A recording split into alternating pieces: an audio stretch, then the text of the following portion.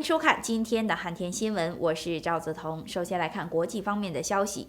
英国脱欧问题经过数月的乱局，当地时间29日，英国议会下议院以438票对20票通过约翰逊的动议，通过首相约翰逊提出12月12日提前举行大选的动议，成为1923年以来英国首次在12月举行大选铺平道路。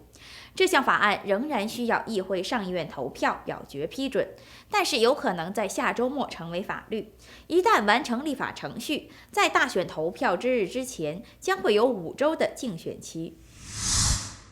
Well, the Prime Minister's got what he wanted, an election on December the 12th.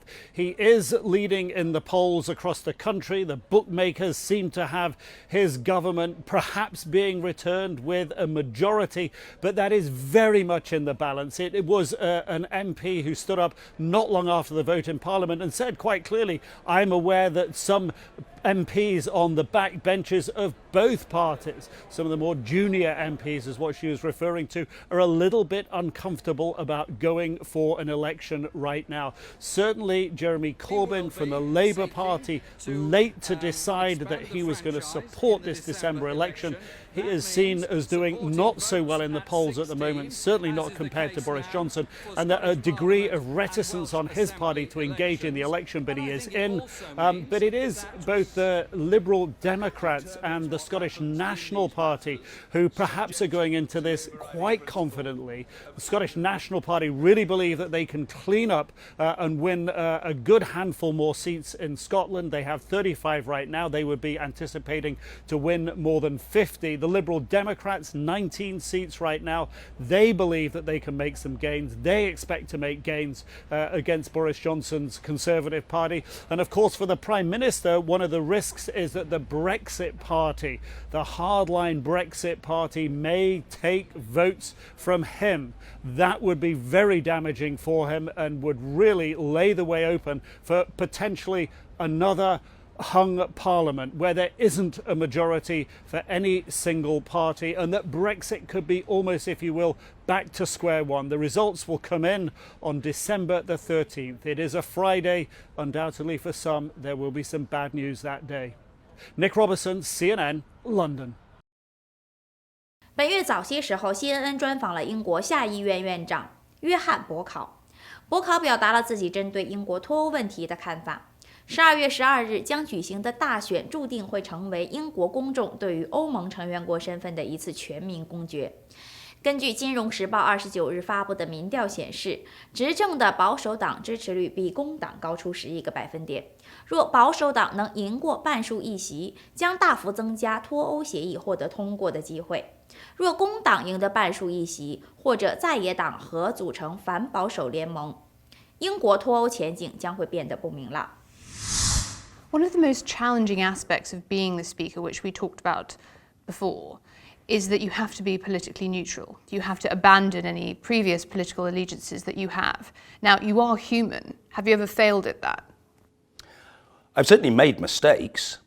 I think that is almost unavoidable. And so sometimes people have said, the ruling that he gave there was more helpful to the opposition than to the government.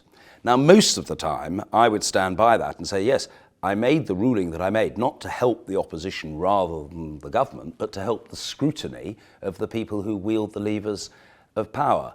Specifically, on Brexit, if you were to cast your mind back a number of years, all the evidence is that when the Conservative government was anti-Brexit, wanted to remain in the EU under the leadership of David Cameron, I gave the Brexit supporting minority, which was an important voice, a chance to be heard. I granted them urgent questions, I allowed them to have emergency debates because those opinions needed to be heard. In more recent times, seeing that the minority voices on the government benches have been Remainers, that is to say those who are anti-Brexit, or the voices of people who wanted to have a much softer Brexit, I've thought, well, those voices must be heard, and I've given them their chance to be heard. And now the Brexiteers are inclined to cry foul and say, oh no, that can't be right.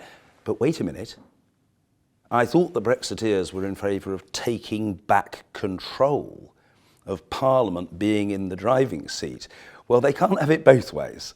I think if people think in the sporting context, they usually accept this proposition. If you are performing badly or losing the match, it's quite bad form to blame the referee. It's up to those who want to get their way to come up with the proposals that people will support and to win. And if they can't win, to put it bluntly, that's not my fault. So you would reject then, you say that you enable parliamentary discussion, that you're a Remainer enabler? So no, I'm not a Remainer enabler, Bianca. That distorts it. I'm an enabler of the House to reach the view it wants to reach. Just quickly, throughout history, parliaments have been given names, like the Rump Parliament, the Long Parliament, the Happy Parliament. What would you call this one? The Rumbustious Parliament. And that would be a polite way of putting it. And I like the passion. And I don't disapprove of anger. There's always been anger in Parliament. This is not an Oxford Union debating society. There are real and live issues being aired. And so a lot of the passion and the cut and thrust represent a very good thing. It's only when it just goes over the edge and elides into uncontrolled anger and abuse that it becomes a very bad thing. Let's talk about the tone of Parliament, because this is something that within the Chamber and outside of it has been a topic of discussion, especially in recent weeks. In the time that you've been not just Speaker, but a Member of Parliament, so 22 years here, have you ever known the tone to be this bad with the level of attacks from MP against MP in the Chamber? No. I've never known it as rancorous and sometimes as shocking as it has been. For the avoidance of doubt, I am not here to badmouth or rubbish my colleagues. Indeed, when they're under attack, including now, I still want to accentuate the positive and say all the good things about parliamentarians, the vast majority of whom are in the House of Commons for reasons of public service. They work incredibly hard, they're extremely focused, they're very dedicated, they're motivated by principle, they are motivated by their notion of the national interest, by their perception of the public good, and by their duty, not as delegates, but as representatives to do what they believe to be right for our country. 10月29日，波音 CEO 穆伦伯格出席国会参议院商务委员会听证会。这是穆伦伯格在2起空难后首次出席国会听证会。穆伦伯格向死难者家属致歉，并表示波音在737 MAX 设计方面犯了错误，安全评估不到位。目前，波音正在努力修正这些错误。波音承诺将致力于飞机安全不断学习，确保类似事故不会再发生，重建公信心。在去年10月和今年3月2起空难，导致346人遇难后，波音737 MAX 机型在全球遭禁飞，何时复飞仍是未知。The MAX uses 14% less fuel than current 737s. That's a lot less fuel.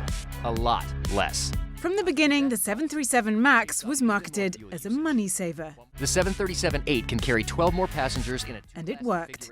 By the start of this year, airlines had ordered more than 5,000 of them, Boeing's fastest-selling plane to date. We're going to be issuing an emergency order of prohibition to ground all flights. The global grounding in March in the wake of 2 deadly crashes turned any promise of cost efficiency on its head. Boeing's own costs, including customer compensation and higher production costs, have topped $9 billion. The 737's 40% of their earnings, a third of their cash flow. All of Boeing, right? So it's a big number. It's a big contributor to the profitability of the company. Since April, Boeing halted all deliveries and slowed production from 52 to 42 planes a month, finished aircraft piling up in employee parking lots. JP Morgan estimates that production slowdown shaved 1 to 0.2% of US economic growth in the second quarter.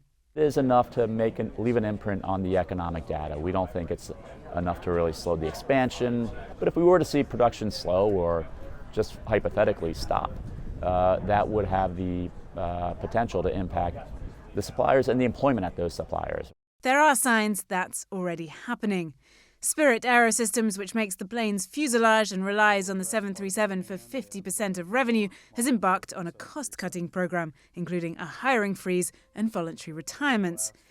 General Electric, which makes the MAX's engine, has seen a $600 million hit to its cash flow. And then there are the airlines. At any given time, one airplane might have upwards of 5 different crews.